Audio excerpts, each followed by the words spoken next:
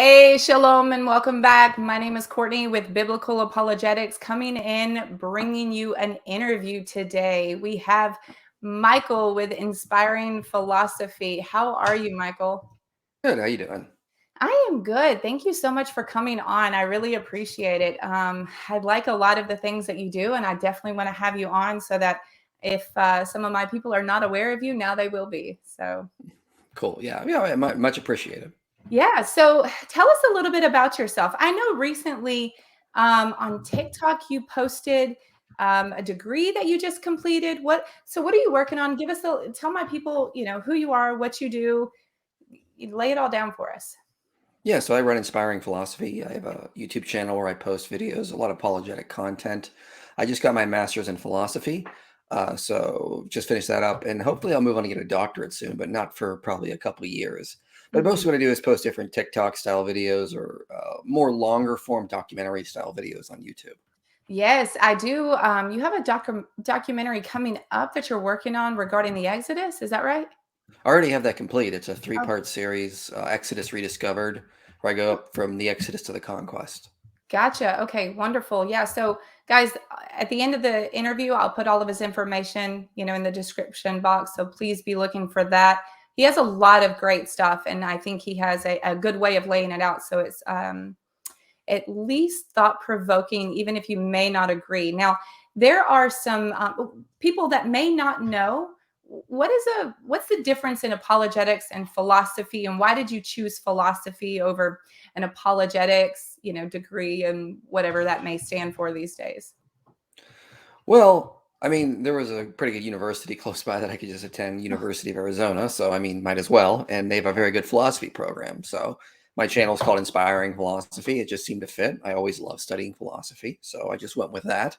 Uh, in terms of apologetics, the difference between that and philosophy is the study of wisdom, basically. It's the basis of all knowledge. We all start as philosophers, in my view, asking Mhm. simple questions like what is, why are there things this way? And then from there, other branches of knowledge stem out. Apologetics, I always tell people everyone is an apologist for their own worldview, whether they want to admit it or not. But among atheists, it just becomes like a negative term. So I Mhm. own it on purpose to bother them. But we're all apologists for our own worldview. And so we all make a case for our worldview, and that's what we do. So I study philosophy to get a better understanding of what would be the most coherent worldview to hold to, and then I'm an apologist for that worldview. Wonderful. Yeah. So I think the sign of a great apologist is one that can argue both sides and argue it fervently as if they agree with both sides. One that would come out on stage and argue one position, exit the stage, change clothes, and come back out and argue the other position. And I mean, argue as if your life depends on it. I think that is the sign of a good apologist that really looks outside of their own worldview. How do you feel about that? Yeah, I think we need to do that. We need to read, especially need to read people that don't agree with our worldview, and I try to make sure I do stuff like that.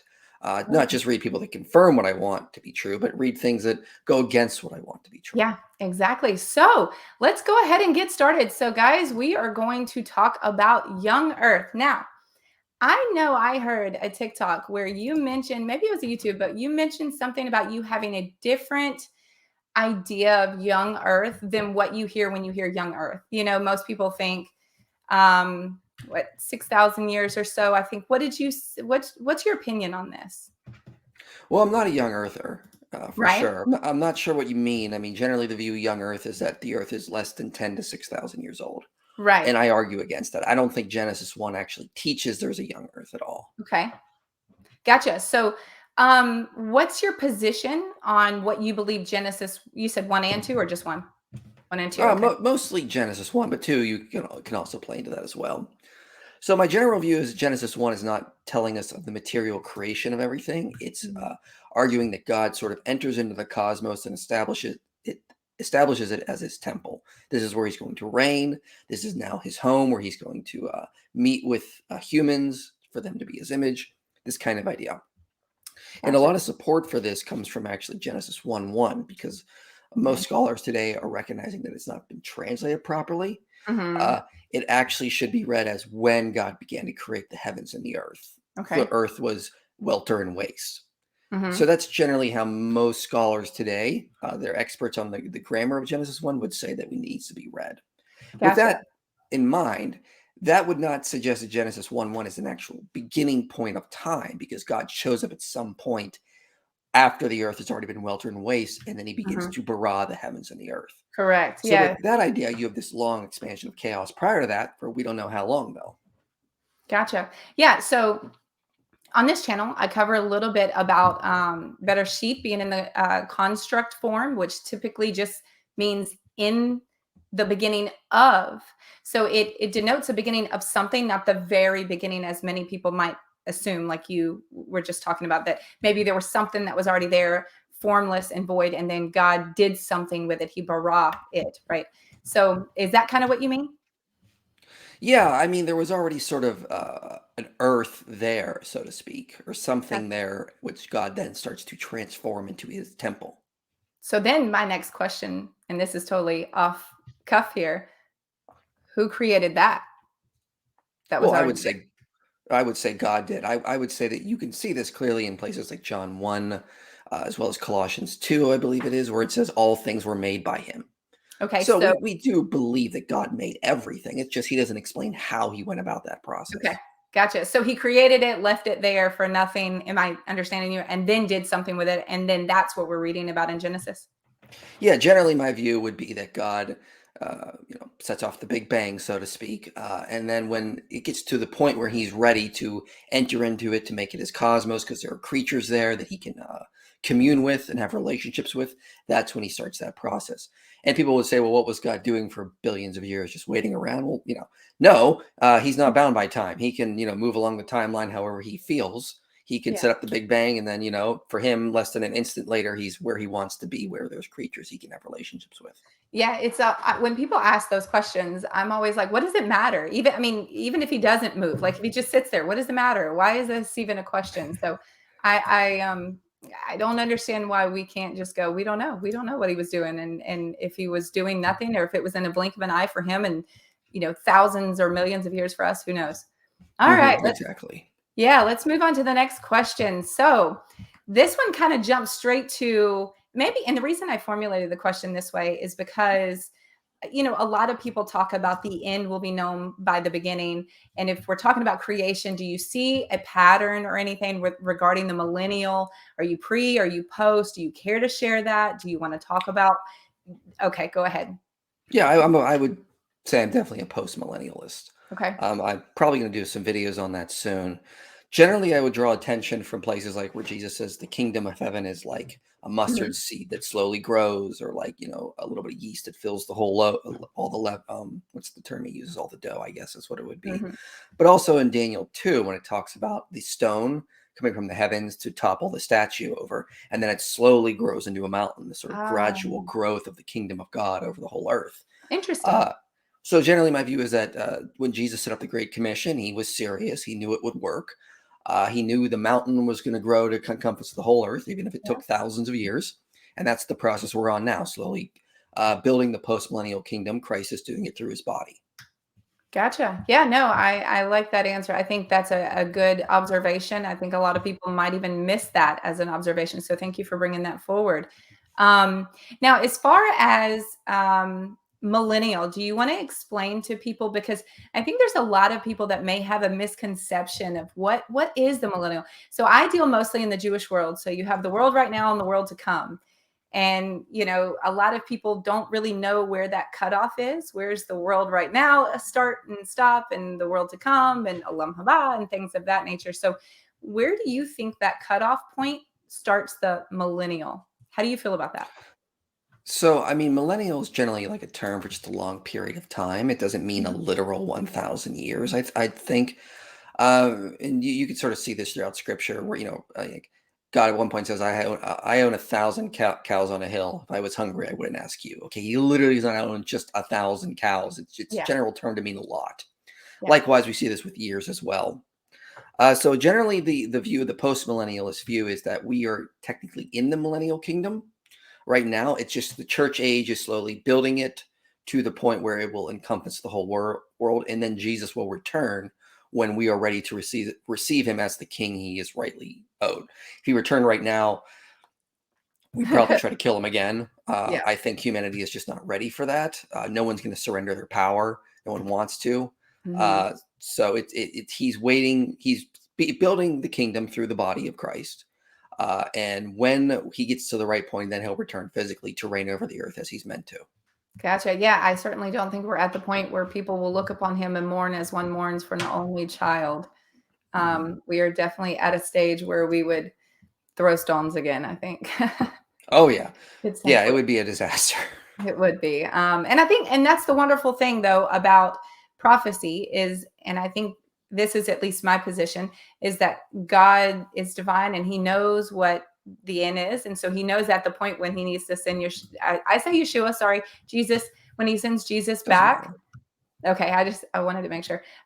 When he Yeah. sends Yeshua back, I think he knows it's that point where we are so, I guess, broken that we're willing to lay down our pride because I don't think that's a right now situation. So, Right. And yeah, I think that's going to be a problem. And this is why he's working through the body. He knows this is an actual better way for humanity to progress than if he was here yeah. physically, because if he was, people would try to use him for power or fight Mhm. him. It would not go the way people tend to think it would be, in my view. Right. I think a lot of people have it in their minds that they would lay down swords or anything, but I think, like you said, it wouldn't go the way people think it would in their mind. All right. So now I've heard you cover this, the canon. Do you have a position on the canon, especially the Jewish canon, what was accepted as you migrate into the New Testament and then throwing everything together? Because Judaism has its opinions on the canon and things of that nature, which slightly depending on who you'd ask scholarly wise in the secular scholarly world kind of contradict each other. So Jews say no, it was in our hands, we did this, Hezekiah, so on and so forth, and then you get into the secular world, it's like no, really it was more like this. And so what's your position here on this? And you can So cover the Old Testament and New. I think the Old Testament canon, I think the books can be quite old, especially the Pentateuch, for example. Mhm. But I think the canon was probably not assembled in the Jewish canon until the Hasmonean period. Mhm. They're sort of setting their history and collecting the Mhm. authentic books and putting them together. With the New Testament canon, we know that the canon we use today is the canon of Saint Athanasius the Great from the 4th century. Mhm. However, people tend to think that's oh no, it took you that Mhm. long to get the canon. Well, no, if you read the history, you understand that most of the canon was set. The early church fathers accepted the epistles of Paul, Mhm. like First John, the four Gospels, Acts. I mean, there was never any debate over these kind of things. I mean, the debate was on the peripheral.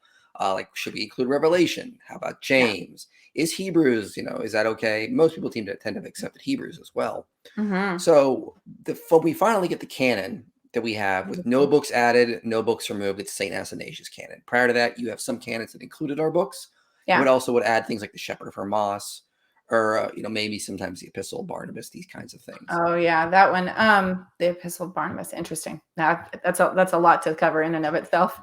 Hmm. Um, yeah. So a lot of people may not know this, and I'm sure you do, but just for my audience, the Book of Ezekiel, because it has things that are distinctly different than what you find in the Torah, was almost not included in the Jewish canon as a prophet because of the fact that the temple is laid out different, the amount of sacrifices are different as far as how many you would bring, the animals, so on and so forth. There's so much difference that the rabbis were not sure if Ezekiel was truly a prophet or not because look, his words clearly go against what we have in the Torah, which is something that Messianic Judaism tends to use as validity for Yeshua when he talks about specific things that may otherwise be different than what we find in the Torah. So, how do you feel Hmm. about that? Yeah, I think one of the things we need to remember, Ezekiel is really charismatic. He seems like he might. Sometimes you read him and he feels like he's a little bit off his rocker, kind of. He says some pretty wild things that are out there.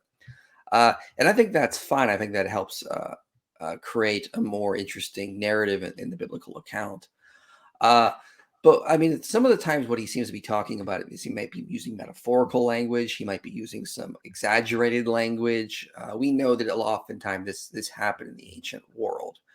So I don't really see that as an issue. It's just I tend to read him like I'd read some of the other prophets. Sometimes he's not necessarily being literal. Like I'm not an expert on Ezekiel. I probably know more about Isaiah, but at one point in Isaiah 19, he says that the Lord is going to come to Egypt, and the idols will tremble before him. Okay, he doesn't mean that literally God is going to come down on the cloud and the idols are going to, fall over before him. It's metaphorical language saying that Israel's God is going to have victory over Egypt in some way. Yeah, for sure. So that's how I Yeah, would tend to look at that stuff. I agree. I agree. There's a lot of things that should be understood literally, and then there's things that we really need to test, and we really need to try and get down to what it's saying. And I think this is where understanding multiple prophets, because I believe in more univocality than some people do. I don't know how you feel about that, but do you want to tell us right quick how you feel about univocality? Mm, I'd have to think about it. I don't Okay, know right think about now it. how Yeah. I would formulate what I would say. Yeah, no, go ahead.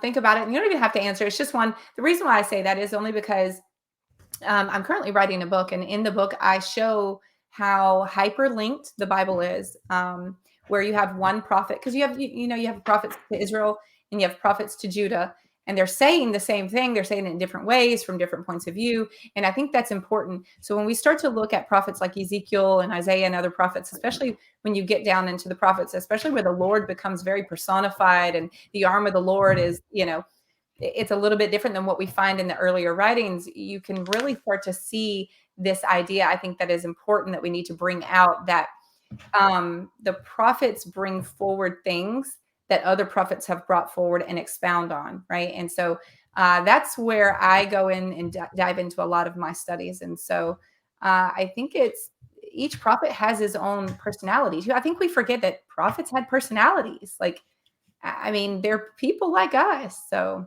Yeah, I think I tend to agree with that position. yeah. All right. So now, all right, this is kind of your niche. What is your best evidence for Christianity? And the reason why I say this is because everything's subjective to people, right? I can present my best evidence and it's going to be subjective to someone. Someone's going to say, I'm not convinced. So, especially since you do a lot with atheism, what is your personal best evidence for Christianity? So the best evidence is definitely going to be the resurrection. I think there's a lot of strong evidence there. You have a Jewish group that was following someone named Yeshua at the time, and they thought he was the Messiah, and then he was crucified.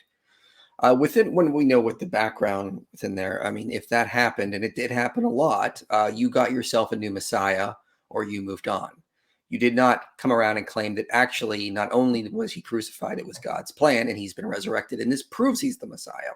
Yeah. The reason is because Jewish messianic beliefs at the time did not think there was going to be a dying and rising Messiah. They were expecting Mhm. a conquering Messiah. Mhm. We also don't have any evidence, like from the surrounding pagan world, enough that would suggest that there was this large, extravagant motif of dying and rising gods, and they were going to draw from that. There's no evidence of that in the New Testament because I I'm not agree. quoting anything. And the alleged dying and rising gods are riddled with problems, like Baal, for example, is Mhm. there's a lot of problems with that one I could go into, but we just don't, there's not a lot of good evidence in the background knowledge that would suspect a small Jewish group from Galilee would get the idea that actually he has been risen from the dead and this proves he's the Messiah. That's just as strange. We can compare it to the Simon Bar Giora rebellion, for example, of 70 AD. He was taken to Rome and killed. His followers did not rise up and proclaim, this proves he's the Messiah now and he's Right. been raised from the dead. Yes. Or Simon Bar Kochba later on, or things like, the Egyptian prophet that Josephus mentions.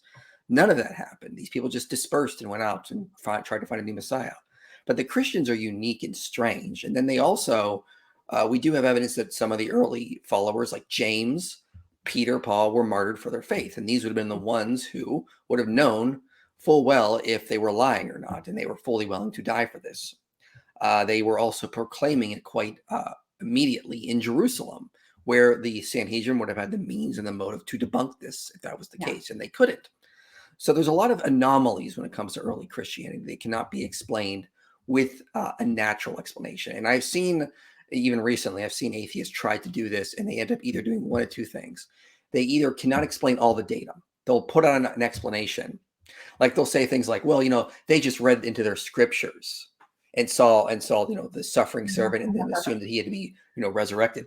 What's funny about that argument is that they are getting it from the scriptures. If you read the passages on a resurrection, for example, like Daniel, it says that the resurrected body is shining like a star. They don't use that language for Jesus. They don't use the scriptures to describe his resurrected body. They're actually sort of like kind of confused on how to describe it. Like sometimes he appears like himself, sometimes he doesn't. They're not really, scouring their scriptures to try to Yeah. describe the resurrected body. So this idea that they got the resurrection of Jesus from the scriptures is a little bit riddled with some problems here because they don't quote the scriptures to show this. So there's a problem there. So as I was going on, naturalistic explanations make two problems. They either cannot explain all the available data to account for the resurrection, or they make something that is an incredibly ad hoc explanation. So it's not the simplest. They multiply entities beyond necessity and they break parsimony. By that logic, the problem then becomes that they can come up with a naturalistic explanation, but it's not the simplest explanation because they have multiplied all these different explanations. Like they say, like, well, maybe Paul had a hallucination and then he convinced people and there was like this mass hysteria issue. And it's like, you gotta like really just make this convoluted explanation at the point where the resurrection one just seems to make the most sense then at that point. Yeah, it really does to me. And I think a lot of people, that's the first thing they want to attack is the resurrection. It's like, because honestly, if Christ didn't resurrect, then as Paul says, we are of all people to be, like we are, oh, what are we going to do with ourselves? I mean, our whole faith is based upon this Messiah that resurrected and sits at the right hand of the Lord. And I think that's why they attack that so hard. And there's a lot of vitriol, I think, instead of honestly saying, let's look at the data. I think they're like, let's not look at the data. Let's make up new stuff and straw man and redirect your attention. So red herring over here. And in order to try and persuade people away from believing it. And I find that to be just dishonest. And I think that's where the biggest problem lies. So I do agree. I think that the resurrection is very strong. And I think that, as you said, we don't find them searching the scriptures. We don't see that they're rolling out scrolls, reading, trying to find something. These people are explaining what they felt and what they seen and what they witnessed and how they were put through trials and tribulations afterwards, which you don't see the same type of stuff with Bar Kokhba as you would with Yeshua Nazareth. So I agree completely. I think that's a very good yeah. And evidence. I love reading the natural explanations for the resurrection because it's very easy to say, okay, yeah, you can explain, fact A, B, and C, but not D, E, and F. Yeah. Or you can explain D and F, but not A, B, and C. And so, again, the only one that can account for all of the data is the resurrection hypothesis. And for a natural explanation to account for all that data, they have to become ad hoc. Yeah, and then they try and blend everything together to make it seem more unified. Once they, like you said, they do A, B, but not C and D, and they end up just getting jumbled. I feel like, in my opinion, it's just a big jumble ball of, like, I don't know what to do with this, but I want to throw it at you anyways. So, all right. So now we're going to talk about Marcion. So you have a lot of atheists will say it sounds like the God of the Old Testament is a different God than the God of the New Testament, or at least the way that he interacts with humanity. And look, here's proof of other people believing this. And it seems like the New Testament even, yeah. So take it away. Tell us what you think about Marcion. Yeah, this is a very weird argument to me because it's pretty clear that if you just read the New Testament, they're very clear that Jesus is the Lord from the Old Testament. They're not shying away from that. Yeah. Like if you just take the very first gospel, Mark, which scholars would say this is the first gospel. First, yeah. Yeah. It opens with him saying, the prophet Isaiah spoke, prepare a way for the Lord, make straight his paths. Okay. Well, then we see that John appears baptizing in the wilderness and proclaiming forgiveness of sins. And then who appears right after him? Who does he make a way for? Well, Jesus. So they're very much just saying, like, look who's coming, guys. It's clearly the Lord from the Old Testament who is appearing, and John is making the way for him. So constantly we see this happening where they're quoting Old Testament passages about the Lord to refer to Jesus. Clearly they believed he is that same God who was present in the Old Testament. It's hard to get around that. So if that's the case, you just can't make this distinction. They're clearly the same guy. So you so they will say that. Okay, I'm going to play devil's advocate here. They will say that, and then they will say, yeah, so what? The New Testament quotes the Old Testament.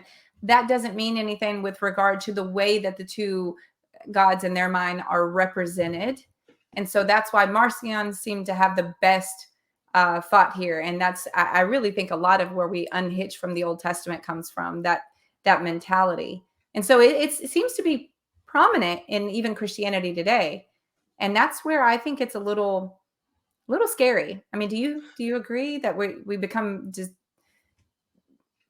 I think, division is too much division, because if you have people unhitching from things, how does that make you feel? I guess is what I'm saying. Yeah, I would be confused by their argument. I mean, if you're clearly trying to say that Jesus is the Lord from the Old Testament, I don't see how you could say that it's a different evil God in the Old Testament than who Jesus is. I mean, why would you keep trying to connect it to the Old Testament? I mean, the Old Testament is quoted like over 300 times in the New Testament. Right. A lot of it is passages about the Lord in reference to Jesus.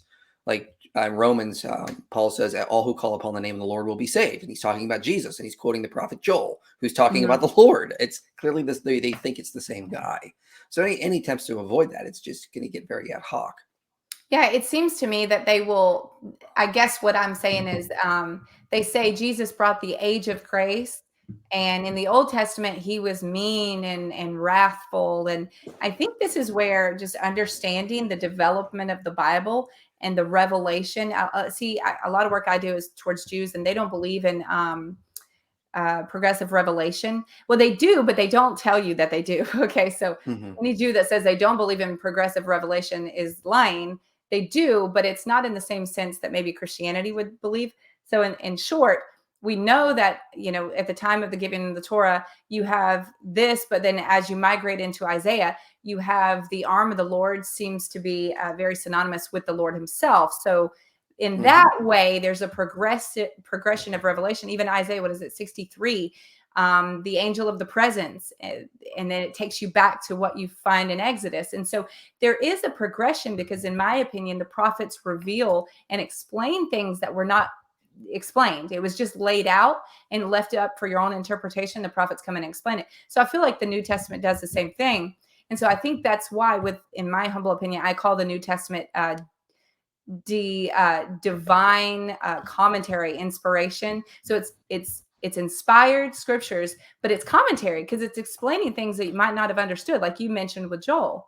And so it's like, in case you missed it, Joel was talking about the coming Messiah here, And so I think, go ahead. I was going to say, I think people need to remember the Old Testament spans a much longer time period than the New Testament. So people say, well, he's evil in the Old Testament. I'm like, well, hold on. Think of the time jumps that happen sometimes where he comes and he pronounces judgment on them. He's very patient with the Israelites and their sin and how long it takes. And he's very clear that if you just repent and you return back from your ways, he'll forgive you. I mean, look at how Jonah ends. Jonah ends like with the Ninevites, like repenting, not signing a covenant, not taking God on as like the God they're going to worship. They just repent and say they're sorry, and God forgives them and spares thousands of people in the city. So he was more than willing to be merciful and pitiful. But the problem is that like he gave the Israelites generations to repent, and they would just keep going deeper into sin. So he had every right to do what he wanted to. But people forget the time span difference between the new and the old, and they say, look at all the evil. But you got to look at that over the span of the whole history and how he's justified in responding to their sin.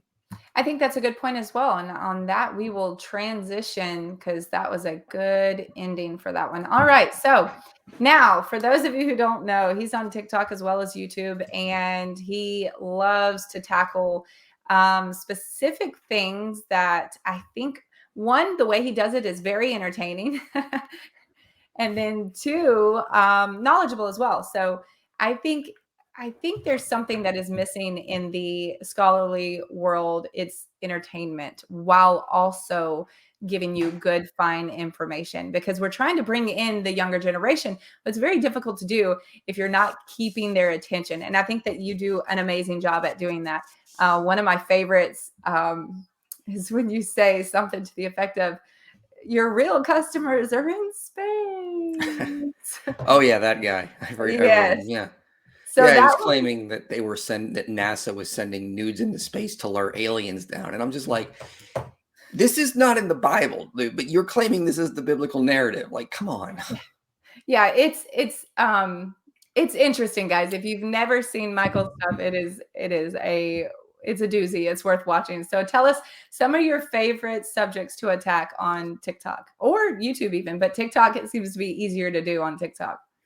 Yeah, I try to be more comical on TikTok to keep people's attention. Yeah. I like going after a lot of the new age weird stuff. Just people who say it's always fun to go after things that are just so crazy and so weird, but Yeah. the creator thinks they're actually shedding some sort of like hidden information.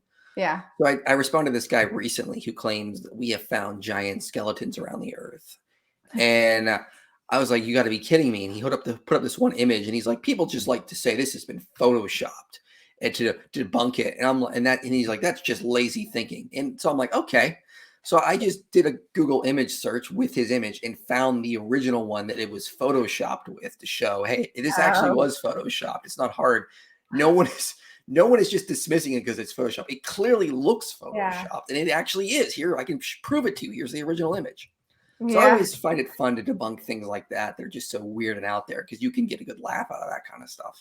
Yeah. No, I think in the age of the internet, it is, guys, it is so much more difficult to lie because it's easier to find the information. It really is. I mean, like you said, all you did is took the image, went to Google image search, boom, bada bing, done.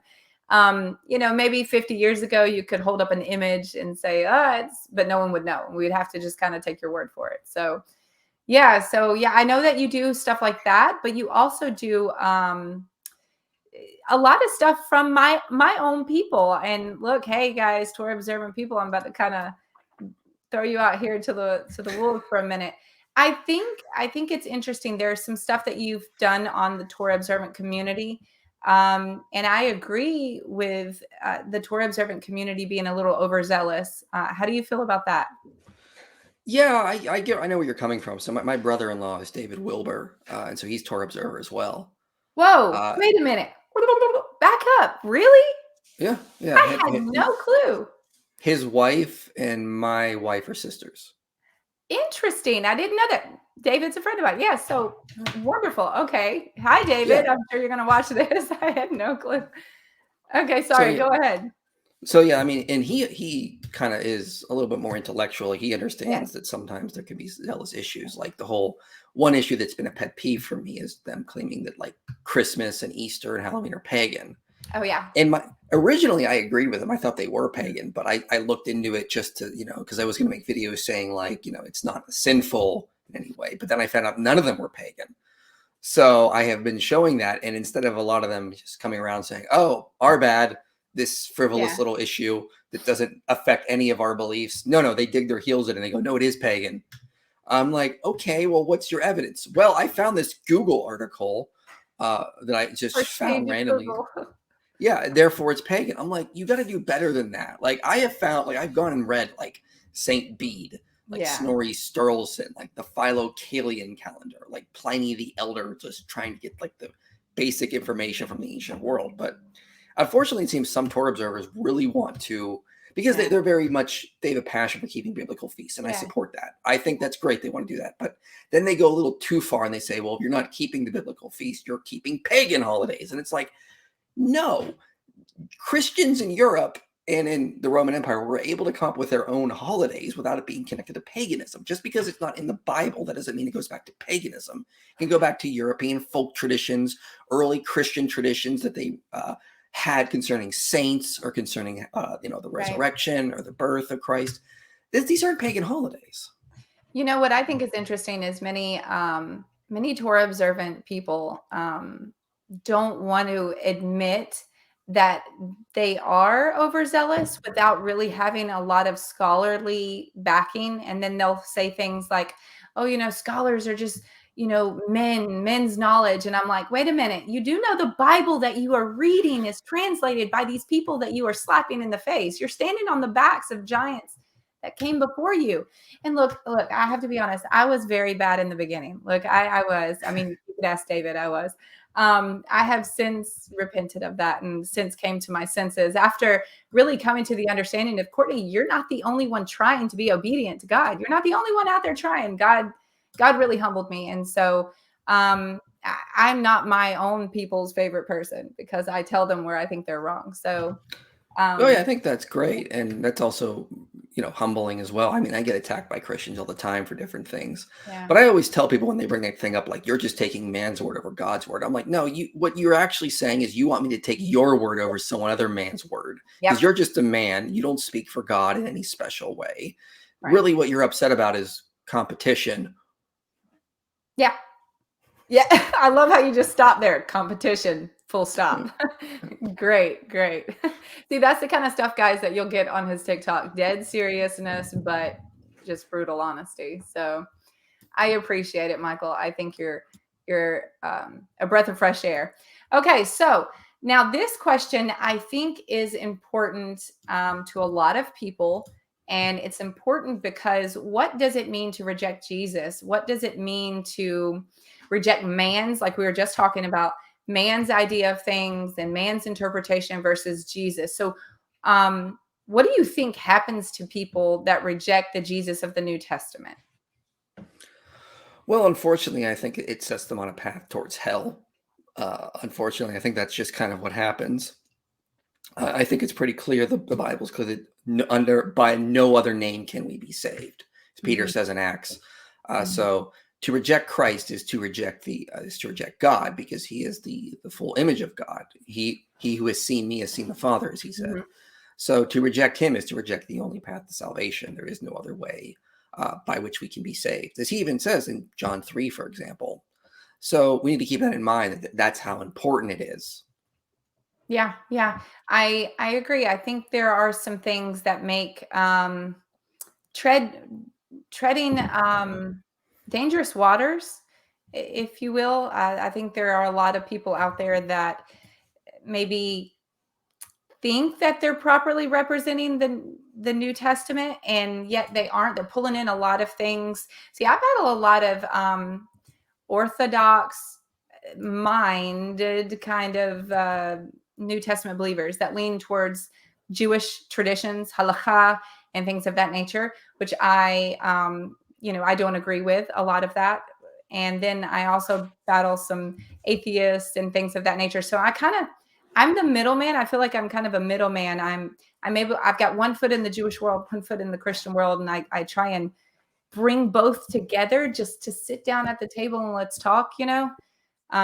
But it all hinges around Jesus and how people view him. Some view him in a way that he's just another martyr. Some people view him, oh, he's just another righteous one. And then some people view him. So I think that really boils down what is it to reject Jesus, and are we going to Gehenna or hell, as you said? hmm I mean, I think it's very important that Jesus is God from a philosophical perspective, even because you have the story basically that uh, you have. I mean, I think it has a good cap on Scripture as the final climax of everything. You have this series of events constantly of constant defeats in the Old Testament. This man Mhm. rises up, but then he falls to sin. This man rises up, and he falls to sin. No one Mhm. is perfect, Right. and then you get to the point where Israel's people has been they've come back from exile. They've got a second temple, but things still aren't right. They're still under Yeah. the control of the pagan nations. And then you have God come and save us, who is the one who was the only one who could ever really save us. Amen. I think that makes a much more profound message in a philosophical sense than it's just that God raised up a human who finally did it right. Mhm. I think it's very clear and I think it's clear that Mark and Paul and Matthew are really trying to point out that he is the Lord from the Old Testament. Matthew does something really kind of interesting in his gospel. He talks about how Jesus is being brought into Jerusalem during the Palm Sunday, and he Yes. says that he was being carried. There were two animals there, a foal and a donkey and Oh, a foal. this is a great one and please lay down your apologetic here because I've done it 100 times with Jews. And is it two? Is Mhm. it one? Is it one coat over? So. Yeah, it tends to be that they took coats and they spread it over both, and he sat on the coats. Not so Mhm. much that he sat on both donkeys; that Two. would be Okay. silly. But Matthew does this on purpose because constantly in the Old Testament, we see the Lord sitting on a throne carried by living creatures. Okay. What does Matthew do? He has a throne, Jesus sit on a throne of garments carried by living creatures. Interesting. So, and then he's brought into the temple. And what does he do when he gets there? He cleanses the temple. Hmm. So it's very much this idea that, the Lord is returning to the temple, being on a throne carried by living creatures. What is he telling us? This is God, guys. He's returning to his temple. Look at him coming in on his throne carried by living creatures. And if Very, people want more, I have a video on my channel where I debunk that objection that he yeah. rode on 2 donkeys at the same time. But, I also talk about that whole apologetic Matthew's doing here. Yes. So I've covered that as well, regarding animal that's never been ridden and with its mother and things like that. So you cover that? That's what you said? Mhm. Okay. Yeah, I Gotcha. have a video up, and then I got some other papers I've read as well. It's pretty clear from the grammar. And here's another good reason why that Matthew is not saying he's writing to animals. Because in this part of the passage, he stops quoting from the Septuagint and he quotes from the Hebrew, Ah, Zechariah 9:9. In the Hebrew, that's masculine. It says, the foal of a donkey riding on a ah, colt. Both words for like the foal of a donkey coat are masculine Hebrew words. But in the Greek, Matthew says they brought to him the mother and the foal, and he sat oh, on them. If Matthew thought that Jesus had to ride 2 donkeys, he would have to have meant 2 male donkeys for him to ride on, because he was quoting from the Hebrew, and the Hebrews has masculine words for the colt yeah. As and the opposed to donkey. right, as opposed to the mother just being along with the male, right? Yeah. So, Okay. yeah, if Matthew was thinking that Jesus had to ride 2 donkeys in because he misunderstood Hebrew parallelism, he would have had to invent 2 donkeys for Jesus to ride on that both had to be male. Because in the Gotcha. Hebrew in Zechariah 9:9, it's 2. It says, the foal of a donkey riding on a colt. Both of those words are male. But Right. in the Greek, in Matthew, he's saying that they brought to him the mother, female, and a male donkey, and he sat on, and they put their cloaks on him, and he sat on them, meaning the Right. colt. So I guess the question from a non-believer would be: so they took a coat, right, their coat, whatever, and draped it over both, because obviously you're picturing like a mother and a side by side, and throw the yeah. Well, you're basically saying that, like, you have 2 donkeys coming in with the Messiah. They Mhm. need to both be dressed for the occasion. They can't just have like a donkey that's Okay. bare being ridden in. So they're going to put the coats on both of them so that it looks more like a Unified. good procession. Yeah. And then he's going to sit on the younger one to fulfill the prophecy.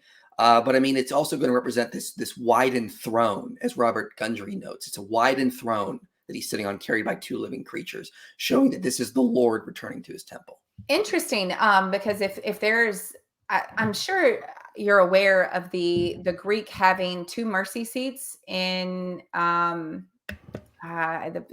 So Mhm. with that being said, if this has that same imagery, like you're saying, which is a pretty, I guess that's a good picture to draw from parallelism and kind of look at the comparison. Would you think that the other throne, so to speak, maybe the mother was God the Father? Is that how you would maybe visualize this? If there's 2 mercy seats, so you have to, no. No, no, no. I would say that it's just Jesus' throne, but it's being carried by living creatures. So he's going to Okay. sit on the widened throne of garments that spread over both of them. He's just going to sit on one animal, obviously, but it Gotcha. represents a widened throne being carried by these 2 living creatures up. Gotcha. Okay, I understand now. All right. So, for those of you who have never seen his stuff, okay, guys, he's on TikTok, he's on YouTube, and I know you work with some scholars and other things, like you go to conventions, lectures. Tell us what all you do, and please let them know in the comments as we're wrapping everything up, so that I will definitely put that in there so that they can find all your information. Yeah, so I mean, I try to work with a lot of scholars. Like right now, I'm doing a series on the documentary hypothesis, and I'm working with scholars like Richard Steiner, Benjamin Kilker, Nice. Joshua Berman. So I'll make scripts or videos and have them review them when they have the time. And then that way, it's not just coming from me. Like when I did my Exodus series, I had an Egyptologist help me write the series. Yeah. Yeah. So it's very important for me to try to do that. In November, I'm going to ETS, which is Evangelical Theological Seminary Conference. Mhm. And that's where I try to meet with new scholars, talk to them about my channel, talk to them what I want to do in future videos, see if they can help out some ways, connect with them. That's where I met Benjamin Kilker, for example, and he's been helping me since on the documentary hypothesis series. Gotcha. Do you want to tell us a little bit about what you're working on there with that really quick? Yeah, so the documentary hypothesis is the view that the Pentateuch was originally four sources that were combined into one, and they were originally contradictory accounts. And I'm going to argue that no, the text seems to be more unified. I've already released 3 videos on it. I have about 4 or 5 more to go for now. Just sort of showing, no, it seems like there's a lot of unity in these passages. Like they'll say there was originally 2 flood accounts, and Yeah. then they were combined into Genesis 6:9 to make the unified flood account. And I just did a video recently showing that does not seem to be the case. It seems very clear to be a unified account. Yeah, and for It's those who don't know, you'll find the acronym at the bottom of your screen there for exactly what he's talking about. It, that's what you're talking about, right? Yeah, JEDP. Yeah. Yep, gotcha. So for those who don't know and want to look into this more and follow along with this story, look at the bottom of your screen. You'll see that, and that will help you kind of start digging into some scholarly information on that, as well as follow along with what Michael was saying. So you've gotten how many videos now? You said. I've gotten 3 up. I did just a general critique of the documentary hypothesis, and then I did one on Genesis 1, did one on and Genesis 1 and 2, because they say that those were 2 different creation accounts. Right. And then I did one on Genesis 6:9, the flood. I'm going to do one on Genesis 37, because they say there were 2 accounts of Joseph being sold into slavery. I'll do one on Exodus 6:3, just different things where they try to say the Pentateuch is just hopelessly contradictory, and therefore we need to posit different sources to explain these contradictions. My main argument is going to be they're not contradictions. Uh, and there's logical explanations for why it was written as it is. So that's going to be my general argument. Gotcha. Yeah, guys, follow along. And this kind of goes into a little bit of multi and univocality. Okay, so you have a lot of scholars, especially secular scholars and scholars that typically represent things like the documentary hypothesis. They do lean more towards multivocality, which just essentially says that the Bible is multiple voices, and sometimes these voices butt heads.